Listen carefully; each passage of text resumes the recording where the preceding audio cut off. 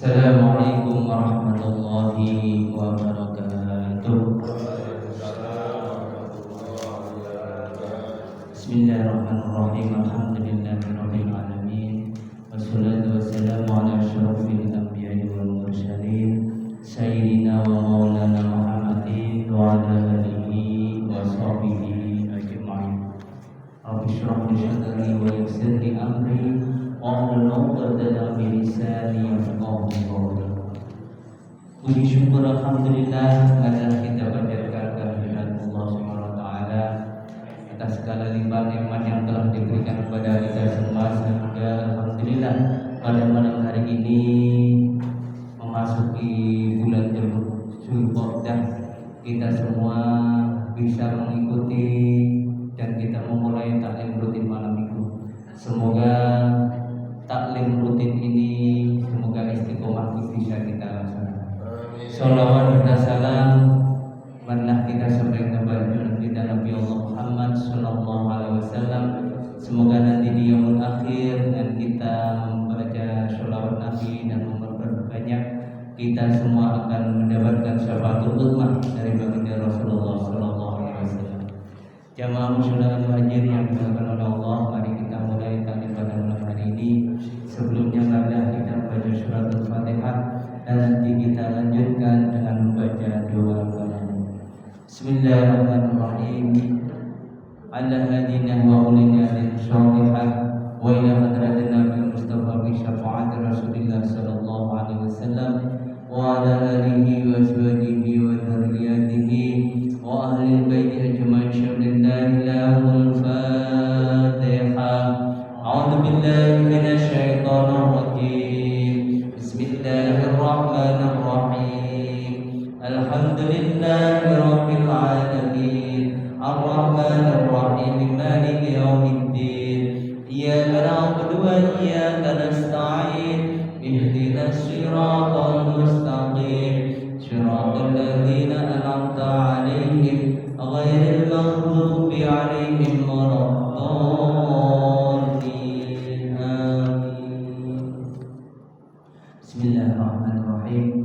Kalamun qadimun la yumallu sama'un tanazzaha an qawlin wa fi'lin wa niyati tanazzaha an qawlin wa fi'lin wa niyati bihi astaghfi min kulli da'in wa nuruhu dalilun li qalbin dajalin wa khairati dalilun li qalbin dajalin wa khairati fa ya rabbi maqini bi sirri hurufihi wa nawwir bihi qalbi wa sam'i wa muqadati wa nawwir bihi qalbi wa sam'i wa muqadati.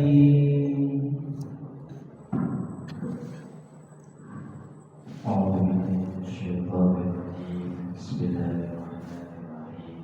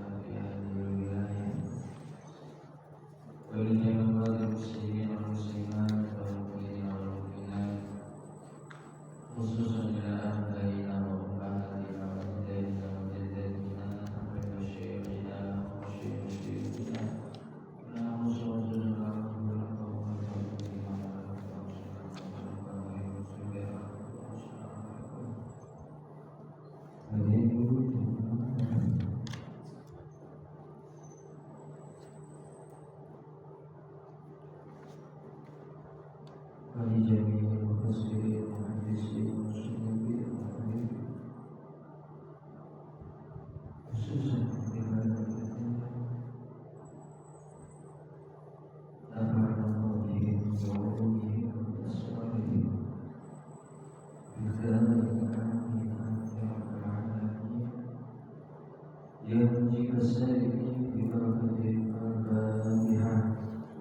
بالله من الشيطان الرجيم. بسم الله الرحمن الرحيم.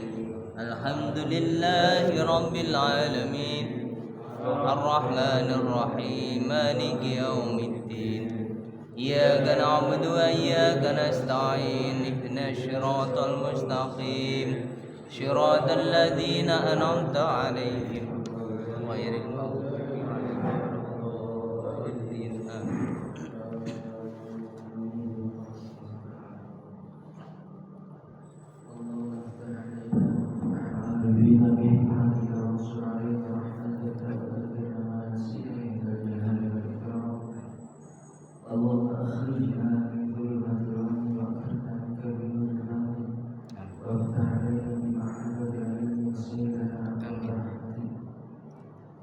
اللهم يا واسع الكنز يا أهل الشرف بحرمة أهل الشرف اجبرنا بها. اللهم يا واسع الكنز يا أهل الشرف بحرمة أهل الشرف اجبرنا بها.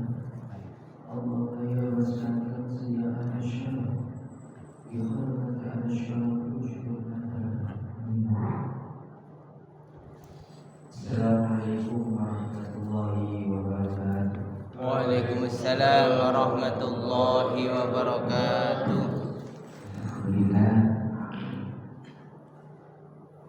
Alhamdulillahirabbil alamin. Wa bihi nasta'inu 'ala umuri din.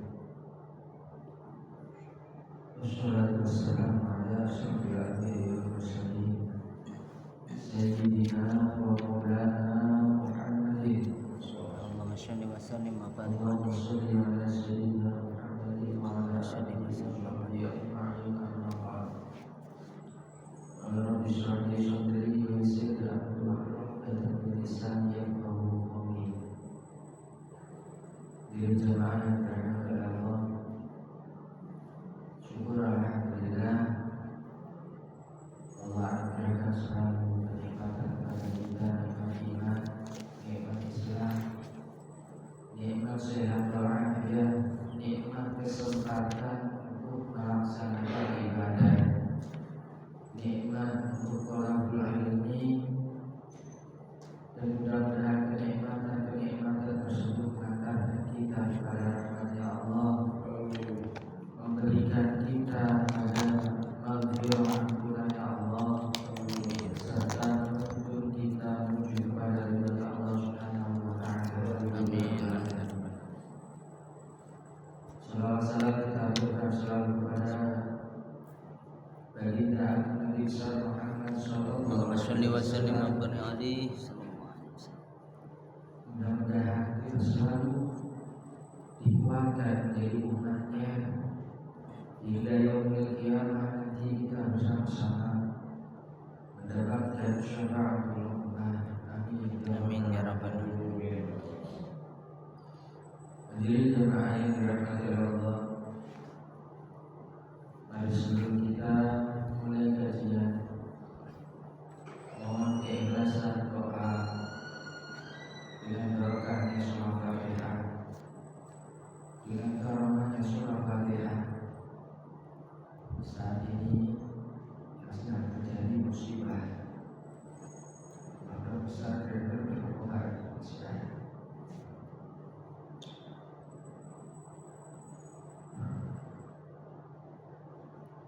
Lima asrama, 4 asrama putra dan 1 asrama praustara terbakar.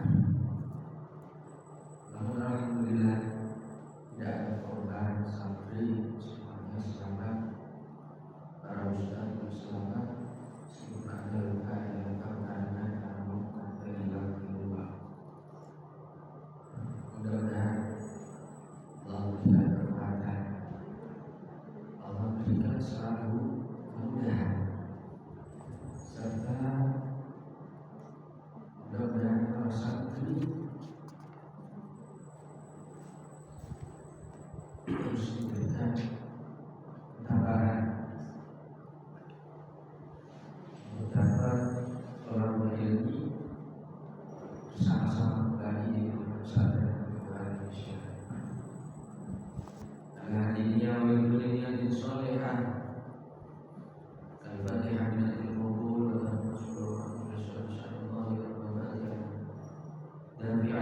كل شأن جالبة كل خير لنا ولأحبابنا شيخنا يا الله يغفر ذنوبنا وأقوالنا مع الهدى والتقى والعفو والغنى والموت على دين الإسلام والإيمان بلا محنة ولا امتحان بجاه سيد ولد عبدان ولذريات صالحة يا الله بركة الفاتحة يسر لنا يسر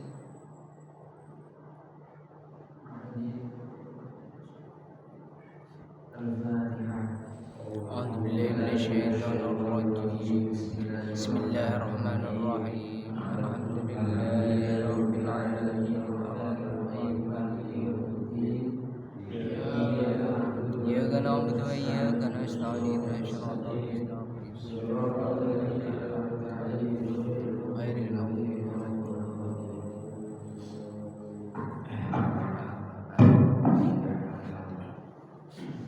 saya kira saya bersiap tapi mudah-mudahan kita bersama-sama dalam pembukaan alim. Mudah-mudahan Allah memberikan penuh berikan ilmu yang bermanfaat bagi kita sekalian. Amin. Disertai kita selalu dengan bimbingan serta tuntunan Allah Subhanahu wa taala. Al-khawf war raja. Rasa takut dan juga harapan. Dua hal ini harus melekat ada di dalam diri seorang muslim, ada di dalam diri seorang mukmin. Apa rasa takut, al-khawf war raja dan juga harapan. Tentunya takut kepada Allah Subhanahu wa taala dan juga berharap kepada Allah Subhanahu wa taala, tidak ada yang lain. Kenapa harus ada rasa takut? Karena kita tidak pernah tahu Bapak Ibu jamaah yang dirahmati oleh Allah. Kita tidak pernah tahu di akhir kehidupan atau bahkan di perjalanan hidup kita sudah jelas cobaan semakin kuat dan terkadang selain godaan yang semakin kuat, terkadang cobaan dan juga ujian yang kita tidak siap. Maka rasa takut ini bukan berarti rasa takut yang kemudian ketakutan berlebihan, tidak demikian. Rasa takut bukan hanya dalam suatu bahaya, tapi khauf di sini rasa takut dalam amalia, rasa takut di dalam ucapan, bahkan rasa takut di dalam ibadah, rasa takut di dalam menjalankan kebaikan. Mengapa demikian? Kok kita perlu rasa takut? Karena rasa takut inilah kemudian membentengi diri kita. Di saat kita ibadah, salah satu contoh, Allah berikan kesempatan kepada kita melaksanakan ibadah. Rajin ibadahnya, banyak amal kebaikannya, amal solehnya, dermawan. Bukan itu bagus. Kenapa harus takut untuk melakukan ibadah? Kenapa harus takut untuk melakukan kebaikan? Artinya rasa takut ini untuk membentengi. Karena terkadang orang yang ahli ibadah tanpa ada rasa takut, orang yang ahli sedekah berbuat amal baik tanpa rasa takut, itu menjadi celah bagi setan. Untuk apa? Untuk masuk ke dalam dirinya, membisikkan, meracuni jiwanya, mengontrol pikirannya, merusak hatinya, sehingga ibadahnya tidak sedikit orang yang ahli ibadah kemudian dirinya merasa paling banyak ibadahnya, mengklaim dirinya yang paling layak untuk mendapatkan tempat di surganya Allah Subhanahu wa taala. Hadirin jamaah yang dirahmati oleh Allah, masuk ke dalam diri terkadang keadaan orang yang baik, rasa ujub, bangga diri, bangga dengan amal kebaikannya, bangga dengan ibadahnya, sehingga hilang di situ bahwasanya dia diberikan kesempatan, diberikan kekuatan, itu adalah dari Allah Subhanahu wa taala. Kenapa? Awalnya yang mendasar yaitu adalah tidak adanya rasa takut. Dan Roja berharap, harapan inilah yang kemudian harapannya bukanlah untuk bisa dibunuh orang, bukan menjadi penilaian di mata orang. Harapannya yaitu adalah kepada Allah Subhanahu wa taala. Hanya di sini suila al-Imam Ali bin Abi Thalib karramallahu wajhah. Imam Ali bin Abi Thalib ini ditanya anit taqwa, daripada perihal takwa. Ditanya tentang takwa. Yang kita ketahui takwa secara dasarnya itu adalah imtitsalul awamirillah wa ijtinabun nawahi, menjalankan apa yang diperintahkan oleh Allah serta meninggalkan apa yang dilarang oleh Allah Subhanahu wa taala. Ini takwa, namun takwa yang mendalam. Ketika ditanya Imam Ali, faqala, beliau ini menjawab, takwa itu hiya al-khawfu minal jalil. Takwa itu adalah rasa takut minal jalil, dari zat yang maha agung. Hadirin jamaah yang dirahmati oleh Allah, mudah bagi Allah orang yang mampu melaksanakan ketaatan ibadah namun terjerumus di dalam dosa. Gampang bagi Allah yang kaya dijadikan miskin, yang sehat dijadikan sakit, yang kuat mendadak dibikin lemah. Mudah bagi Allah. Kadang Allah memberikan ujian, terkadang Allah memberikan cobaan, tapi terkadang Allah pun memberikan hukuman. Kita tidak pernah tahu apakah ini ujian, apakah cobaan, ataukah hukuman. Namun dari semua itu Allah Subhanahu wa taala akan memberikan penilaian kepada hamba-hambanya Allah yang memang mereka adalah ada hanya untuk Allah Subhanahu wa taala. Cara Allah terkadang menegur, cara Allah terkadang untuk agar lebih mendekat. Yang jelas takwa dia al-khaufu minal jalil, rasa takut dari zat yang maha agung. Jamaah yang dirahmati oleh Allah, demikian terkadang ya tadi tidak sedikit orang yang ibadahnya banyak, menilai orang lain ini tidak lebih baik darinya, sehingga merasa dirinya lah yang ahli surga. Orang yang jarang ibadahnya dibilang ahli neraka. Meskipun demikian, bukan menjadi sesuatu yang orang tersebut puasa akan perkara tersebut. Kalau Allah Subhanahu wa taala itu terserah Allah mau masukkan ke dalam surga ataupun ke dalam neraka. Yang jelas penilaian memang jalannya yang baik akan dimasukkan ke surga, yang banyak dosa maksiat sampai dibawa lebih banyak dosa dan maksiatnya, jalannya yaitu adalah balasannya dalam neraka. Cuman bukan hak terhadap makhluk kemudian menilai orang yang ahli dosa, orang yang ahli maksiat itu ahli neraka. Tidak haknya. Makanya Imam Ghazali itu memberikan nasihat kepada para murid-muridnya. Beliau di dalam kitab Ayyuhal Walad mengingatkan bahwasanya tidaklah suatu amal sekecil apapun kecuali akan ada balasan dari Allah Subhanahu wa taala, akan dibalas. Hanya firman Allah, a'udzubillahi minasyaitonir rajim, bismillahirrahmanirrahim. faman ya'mal mithqala dzarratin khairan yara wa man ya'mal mithqala dzarratin syarran yara. Pasti. Namun Imam Ghazali mengingatkan dengan sebuah kisah. Dalam sebuah kisahnya beliau menyebutkan ada di masa umat terdahulu ada seorang hamba yang dia ibadah selama 70 tahun lamanya. 70 tahun lamanya ibadah. Dia menjalankan ketaatan tanpa membuat Allah Subhanahu wa taala murka, tanpa ia campuri dengan kemaksiatan dan juga dosa. 70 tahun murni ibadah kepada Allah Subhanahu wa taala.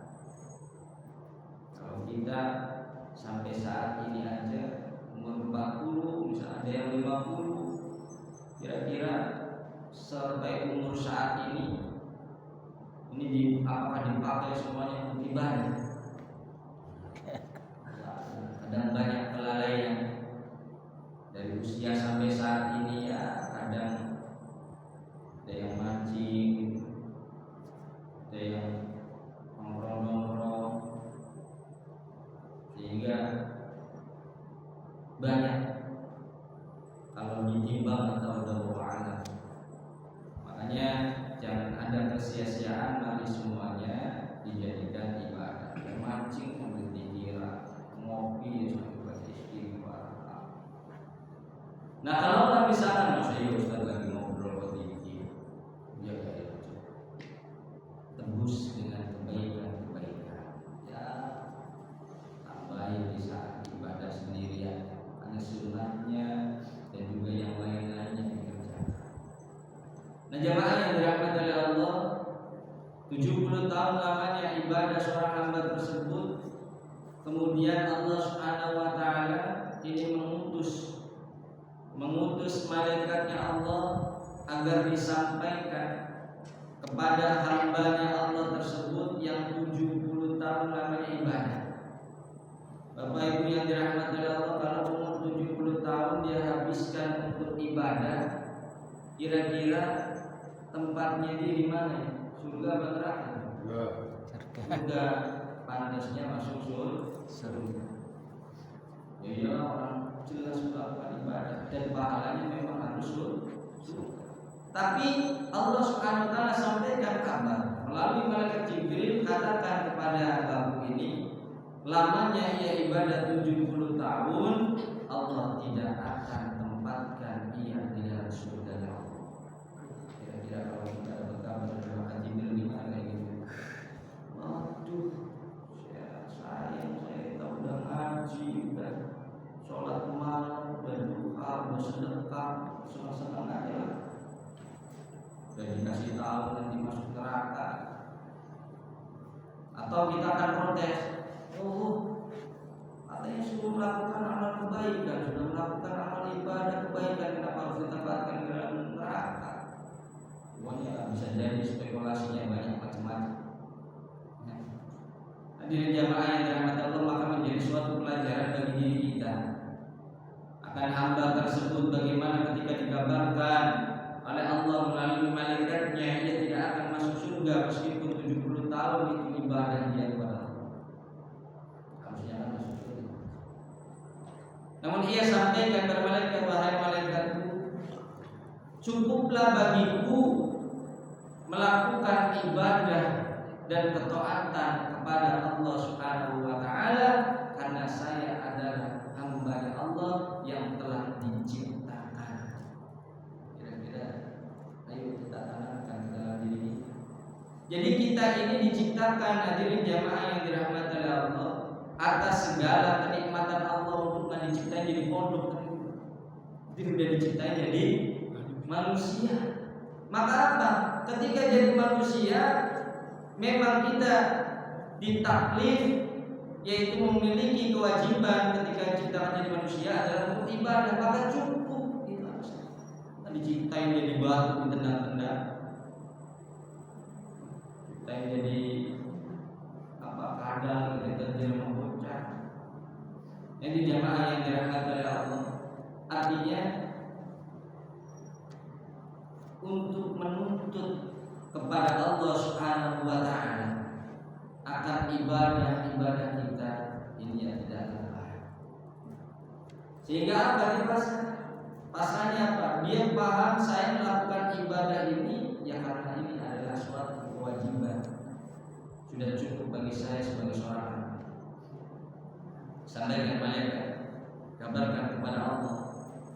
Maka disitulah dengan Allah Subhanahu wa taala memberikan suatu ibrah pelajaran dari kisah tersebut.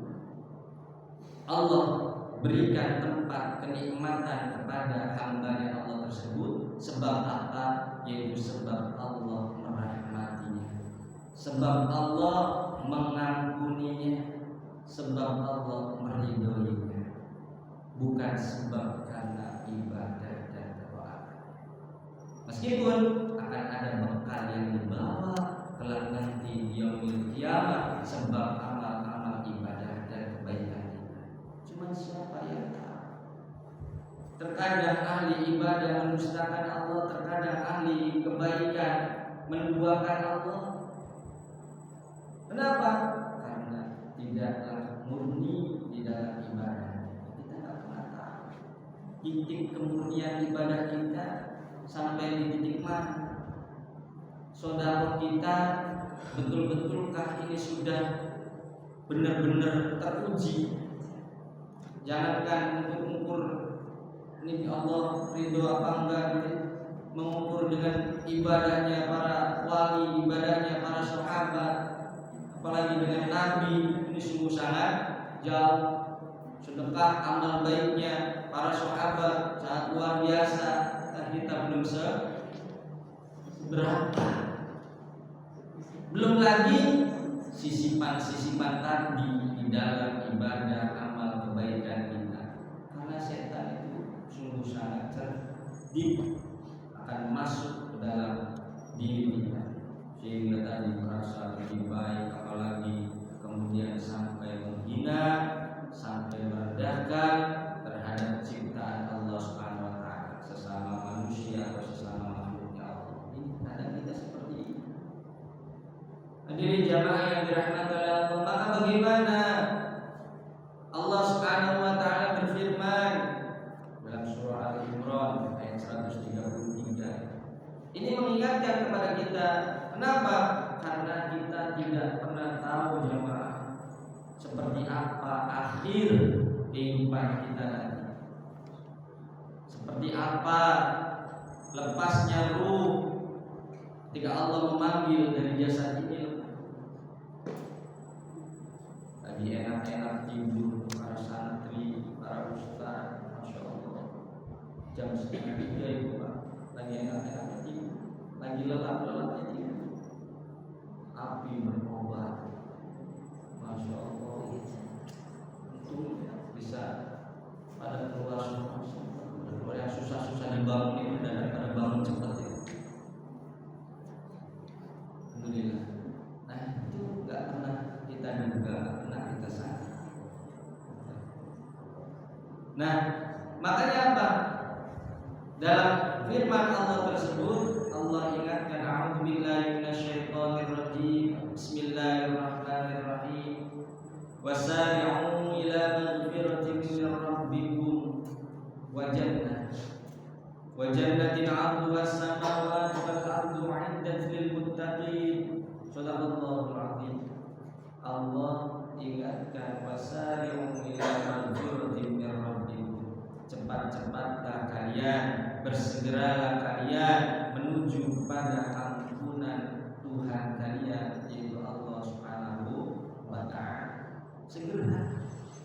Jangan sampai ada celah ya tadi. Terkadang kita itu di sisi tersusupi gitu ya. Di ibadah kita kalau kejelekan udah jelas setan pasti membiarkan. Maka bagaimana caranya agar kita tidak diganggu sama setan? Ya udah jadi temannya, enggak bakalan diganggu. Ya emang biasanya kan begitu ya. Kalau teman itu tidak diganggu, yang diganggu itu adalah musuhnya. Maka Makanya pelaku dosa maksiat gak bakalan diganggu oleh setan, kita jadi temannya. Makanya fokus kepada apa? Orang yang ahli ibadah, orang yang ahli kebaikan, disitulah yang disana. Agar apa? Berpaling dari Allah Subhanahu wa Ta'ala. Buat ujub, takabur, riya. Mudah-mudahan kita diselamatkan dari sifat-sifat yang merusak daripada amalnya. Amin. Nah, di situ ampunan Allah Subhanahu wa Ta'ala, jamaah yang dirahmati oleh Allah, mari kita renungkan kembali, mari kita murnikan. Artinya apa? Allah akan tempatkan kita di dalam surganya Allah itu satu kalau Allah itu mengampuni segala kesalahan kita. Kesalahannya ya bukan hanya kesalahan yang dilarang, tapi kesalahan itu bisa jadi kesalahan di dalam cara kita beribadah, kesalahan dalam cara kita berbuat baik.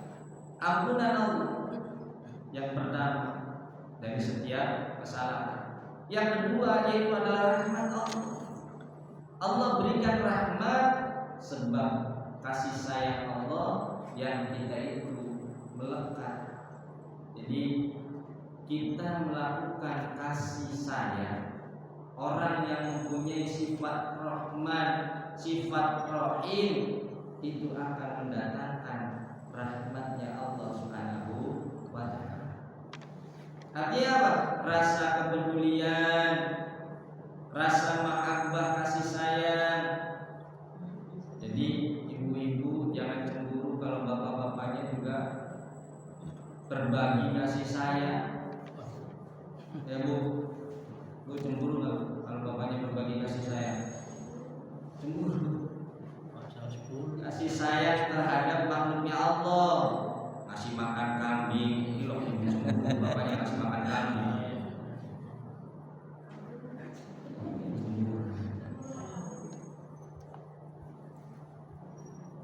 Makhluk Allah kasih sayang ya Pak, bukan membagi sayang. Sayang dia utamakan istri yang sayang terhadap anak yang sayang, semuanya itu kadang rasa kasih sayang itu rasa rahman rahim yang ada di dalam diri kita itu juga mengantarkan kasih sayangnya Allah Subhanahu wa Ta'ala. Makanya banyak kisah-kisah hambanya Allah yang masuk ke dalam surga sebab dia memiliki rasa kasih sayang. Dia tolongin anjing yang kehausan masuk surga, dia selamatkan lalat yang tercelup dalam tinta, masukkan surga oleh Allah. Makanya ini yang perlu ditanamkan. Ya, anak-anak malah nemu anjing dikebukin, dipukulin, Masya Allah sampai meninggal, nggak ada ajaran kasih sayang, nggak ada. Itu jangan seperti ini. Makhluk Allah itu bukan hanya sebatas kita dan keluarga kita, tetangga kita saja, semua ingat semua. Istighfar, ampunan Allah, dan tentunya yang ketiga yaitu adalah ridhonya Allah. Bagaimana menggapai ridhonya Allah? Yaitu kita ridho dengan setiap ketentuan keputusan Allah. Itu kan kayak tadi dia sudah ibadah dibilang masuk neraka, ya udah gitu. Itu udah kalau memang itu keputusan Allah, kalau itu adalah memang kehendak Allah, tanpa menuntut, tanpa mengurangi.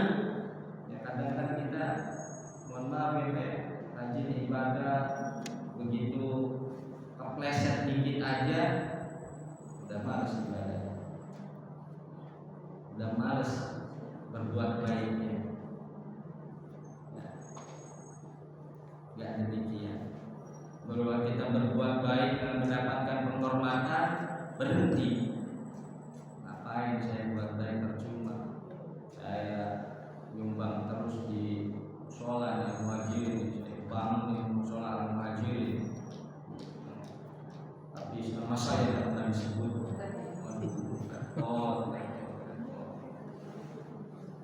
Hadirin jamaah yang dirahmati oleh Allah, tiga hal tadi, ampunan Allah, rahmat Allah, dan ridho Allah. Bagaimana cara menggapainya yang tadi kita sampaikan.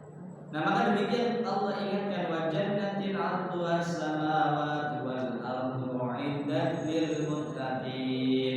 Surga yang Allah di situ gambarkan luasnya lebih luas daripada langit dan bumi, u'iddat lil muttaqin. Ini Allah akan berikan, akan peruntukkan kepada siapa? Hamba Allah yang takut, hamba Allah yang senantiasa berhati-hati dengan ibadahnya, hati-hati dengan kebaikannya, amal perbuatannya, hati-hati dengan ucapan dan tindak lakunya. Kenapa? Karena dia khawatir, takut kepada Allah Subhanahu wa ta'ala. Bukan berarti kemudian khawatir, takut itu dan nggak mau. Kalau kayak gitu, cuma dong. Saya diterima atau enggak? Dan udah bagus sih sebenarnya, tapi bukan berarti berhenti, namun perbaiki. Itulah gunanya kita itu ada rasa takut. Nah, kalau sudah ada rasa takut, rasa khawatir, maka yang muncul itu adalah roja, harapan. Pada siapa lagi harapan? Ya tentunya kepada Allah Subhanahu wa ta'ala. Kalau tidak ada rasa takut, maka dia tidak akan berharap. Harapannya juga pada dirinya sendiri juga. Harapannya pada orang lain yang kemudian menghormati dia. Maka Imam Ali bin Abi Thalib ketika ditanya tentang masalah takwa, beliau tidak menjawab dengan imtitsalul awamirillah wa ijtinabun nawahi terlebih dahulu. Kenapa? Karena orang yang menjalankan perintah Allah belum tentu dia takut. Ya. Dan orang yang meninggalkan larangan Allah belum tentu dia pun murni. Makanya kemarin mengatakan, apa takwa? Al-khawfu minal jalil. Kalau sudah rasa takut itu ada dalam diri, kemudian dia berharap kepada Allah Subhanahu wa ta'ala dengan roja, maka dia akan menjalankan apa yang diperintahkan oleh Allah dengan baik. Dia akan meninggalkan apa yang dilarang oleh Allah dengan sekuat tenaga. Karena apa yang kita wal amalu bil tanzil, dan juga beramal dengan apa yang memang diturunkan oleh Allah Subhanahu wa ta'ala sesuai dengan apa? Dengan firman Allah, dengan hadis Rasulullah, dengan ijma' dan qiyas yang telah disepakati istihadnya oleh para ulama.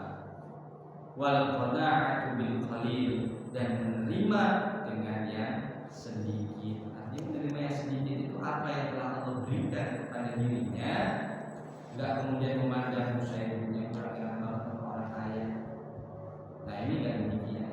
Apa yang sudah ada dalam diri kita itu adalah yang terbaik diberikan oleh Allah Subhanahu wa ta'ala. Qana'ah bil qalil wal isti'dadu li yaumir rahil, dan juga ini yang terakhir, mempersiapkan diri untuk hari kematian. Karena setiap kita pasti akan meninggal dunia, tinggal menunggu gilirannya. Silakan jawab saya siapa duluan yang mendaftar dari ini min hadis sahih. Jemaah yang dirahmati Allah, tadi satu lagi saya akan dengan banyak istighfar, ayo kita segera perbanyak istighfar kepada Allah Subhanahu wa ta'ala agar kapanpun kita siap. Di tempat manapun tolong perbanyak istighfar, karena istighfar itu bukan hal yang berat. Kita nggak perlu harus kayak isi pulsa datang dulu gitu kan. Enggak, istighfar itu langsung saja, otomatis kita tinggal baca istighfar, minta sama Allah ampuni dosaku. Itu nggak perlu lama, cuma terkadang tidak mudah lewat dalam lisan kita. Astagfirullahaladzim, kira-kira sehari itu berapa kali? Tahu, Nabi itu beristighfar itu sampai sehari itu bisa sampai 70 atau 100 kali beristighfar kepada Allah SWT. Nabi. Maka kita diingatkan, ayo kita banyak beristighfar. Rasul pun mengingatkan aksiru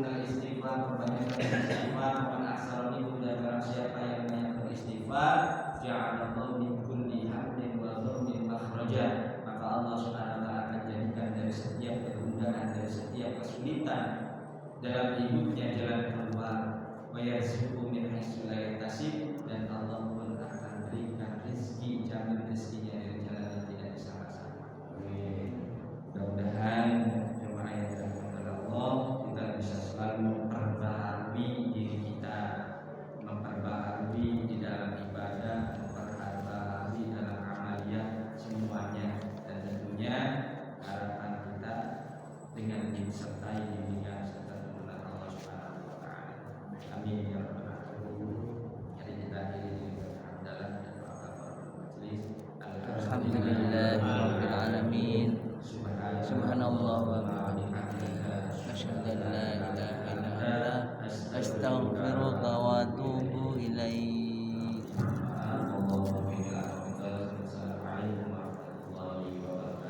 Waalaikumsalam warahmatullahi wabarakatuh.